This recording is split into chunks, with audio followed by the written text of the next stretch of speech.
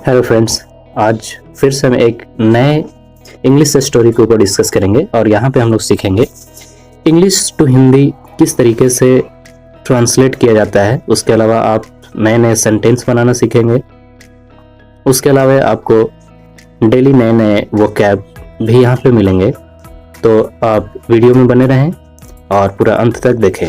ठीक है, तो चलिए शुरू करते हैं आज के इस स्टोरी का, जिसका नाम है a lion and a mouse.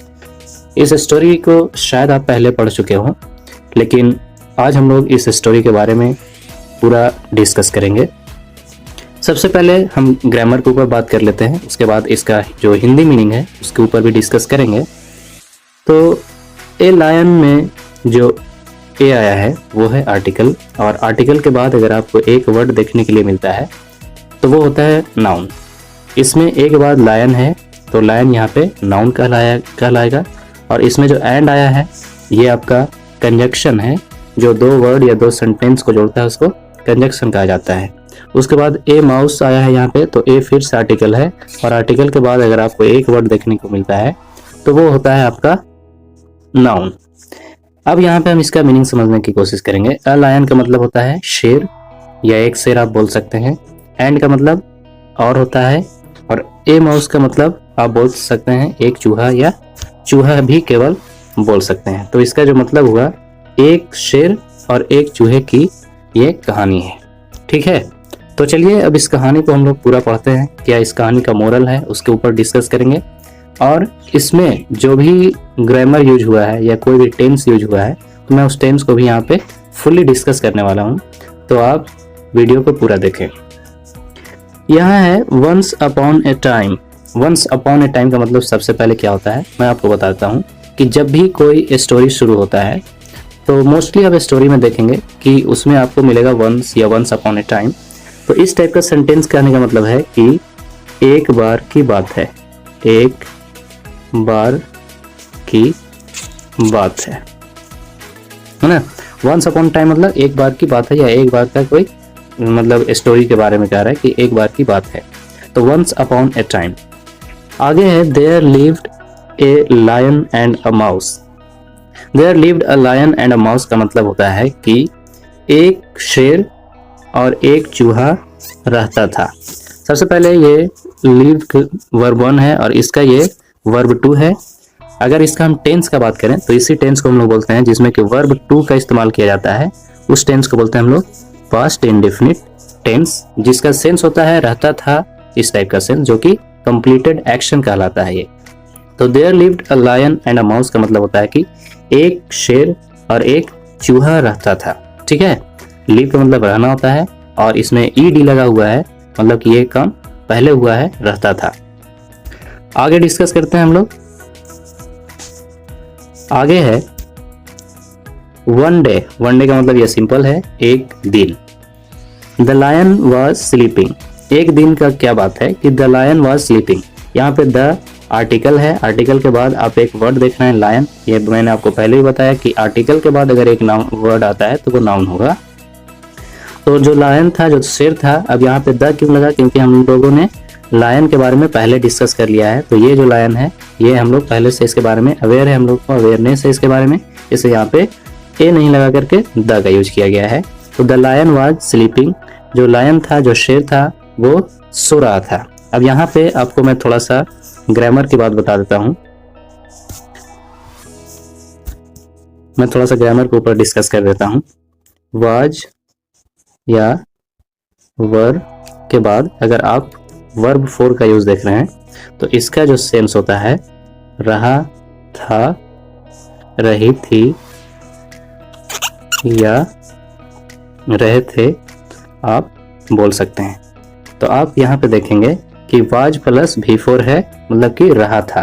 क्या कर रहा था? अब स्लीप का मतलब सोना होता है, तो सो रहा था। कौन सो रहा था? जाहिर सी बात है कि सब्जेक्ट सो रहा होगा। तो यहाँ पे जो सब्जेक्ट है वो द लायन है, तो द लायन सो रहा था, मतलब कि शेर सो रहा था। The mouse started playing on it. अब यहाँ पे भी हम थोड़ा सा डिस्कस करेंगे, क्योंकि यहाँ पे भी एक ग्रामर यूज हुआ है, और ये जो ग्रामर है, यानी कि मेरा कहने का मतलब है कि यहाँ पे आप देख सकते हैं कि पास्ट इंडेफिनिट टेंस का यूज किया गया है। और मोस्टली जो स्टोरी होता है उसमें आप देखेंगे कि सबसे ज़्यादा जो यूज होता है वो पास्ट टेंस का यूज होता है, क्योंकि जो स्टोरी होता है वो कोई पहले का कहानी होता है और उस कहानी को यहाँ पे लिखा हुआ होता है। तो हम यहाँ पे अभी बात कर रहे हैं कि the mouse started playing on it. जो चूहा था, जो माउस था, अब यहाँ पे आप देखेंगे कि माउस से पहले द लगा हुआ है, तो माउस जो है यहाँ पे ये नाउन है, और चूंकि ये द इसलिए लगा है क्योंकि अब जो ये माउस है इसके बारे में हम लोग को अवेयरनेस है, जानकारी है पहले से, इसलिए द का प्रयोग कर रहे हैं आर्टिकल के रूप में, वरना वहां पे हम लोग ए का यूज कर लेते हैं। यहाँ पे स्टार्टेड, स्टार्ट का मतलब शुरू करना, और यहाँ पे ईडी फॉर्म है, मतलब कि ये काम हो गया है। तो द माउस स्टार्टेड मतलब कि माउस जो था, जो चूहा था, वो शुरू किया, क्या शुरू किया? प्लेइंग, खेलना, ऑन इट। ऑन इट मतलब इस पर। ये इट किसके लिए आया है? इट जो है यहाँ पे आप मान के चले तो प्रोनाउन के रूप में यूज हुआ है, जो कि लायन के रूप में के लिए यूज हुआ है ना।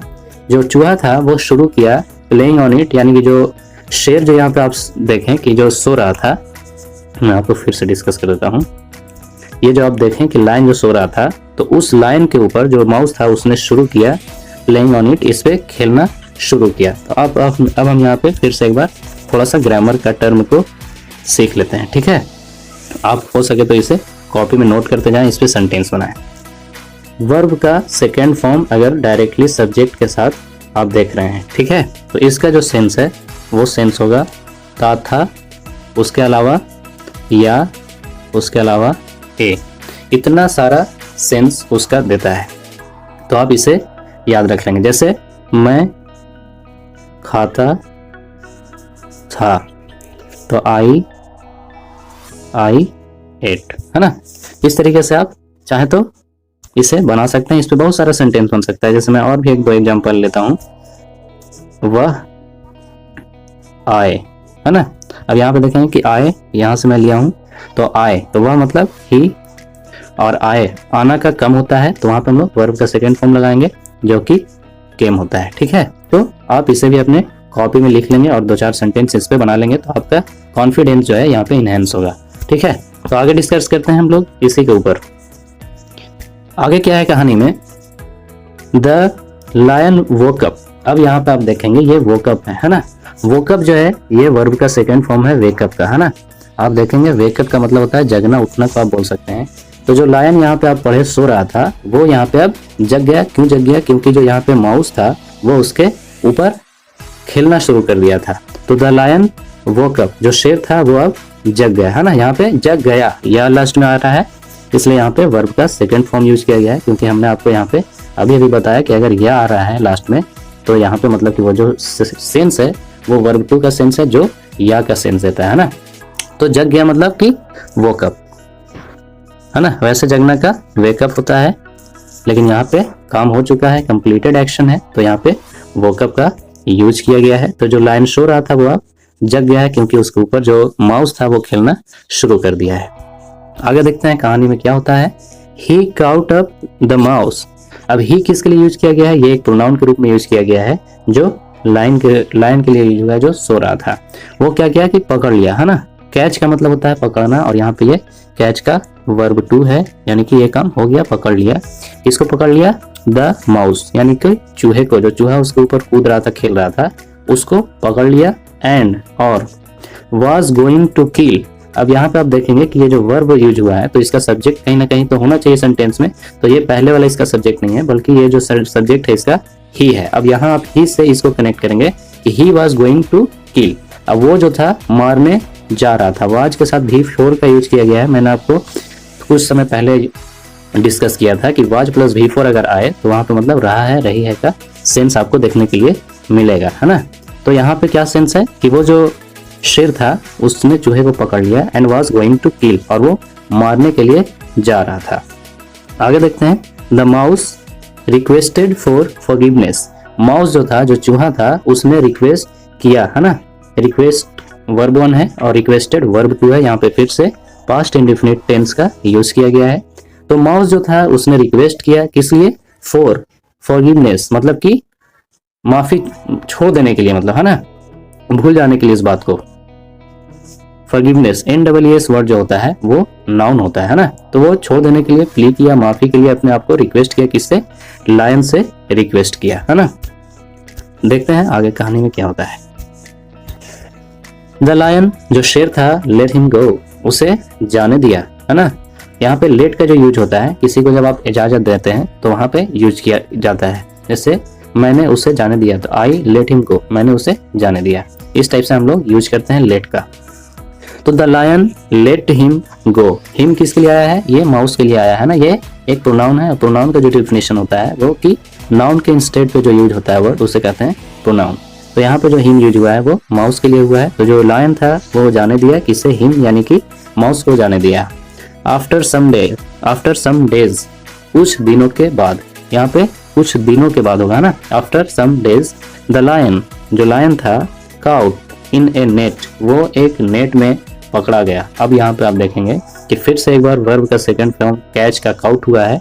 तो मतलब कहने का है कि जो लायन था वो एक दिन एक जाल में पकड़ा गया, फंस गया, आप बोल सकते हैं ना। लायन काउट इन नेट, एक जाल में फंस गया। अब यहाँ पे देखेंगे कि एक के बाद एक वर्ड है, तो आप नेट को नाउन बोलेंगे। The mouse cut the net with his teeth, जो माउस था, जो चूहा था, कट मतलब कि काटा, द नेट, जाल को। अब यहाँ पे नेट से पहले द की यूज हो रहा है, क्योंकि हम लोगों ने नेट का पहले ही डिस्कस कर लिया। तो ये अवेयरनेस के बारे में, जब अवेयरनेस थिंग्स के बारे में हम लोग डिस्कस करते हैं और अगर वो एक नाउन है तो उससे पहले we use the article. Okay, तो you can see here the mouse cut the net with his teeth, तो जो चूहा था उसने कट कर दिया नेट को, जाल को, विद हिज टीथ, अपने दांतों से। ये हिज किसके लिए आया है, उसके दांतों के लिए आया है ना। और हिज के बाद अगर कोई वर्ड आएगा तो वो होगा नाउन, क्योंकि ये होता है पोजेसिव प्रोनाउन। और पोजेसिव प्रोनाउन के बाद जो वर्ड होगा, पोजेसिव प्रोनाउन के बाद जो वर्ड यूज होता है वो हमेशा नाउन होता है, ठीक है। तो यहाँ पे हुआ कि the mouse cut the net with his teeth, mouse जो था अपने टीथ से उस नेट को काट दिया जिसमें कि लायन फंस गया था, है ना। आगे क्या है, द लायन वॉज फ्री, इससे क्या हुआ कि जो लायन फंस गया था नेट में वो फ्री हो गया, वो आजाद हो गया। ही थैंक्ड द माउस, अब उसने क्या किया कि थैंक किया, शुक्रिया अदा किया, किसका, द माउस, चूहे का, है ना।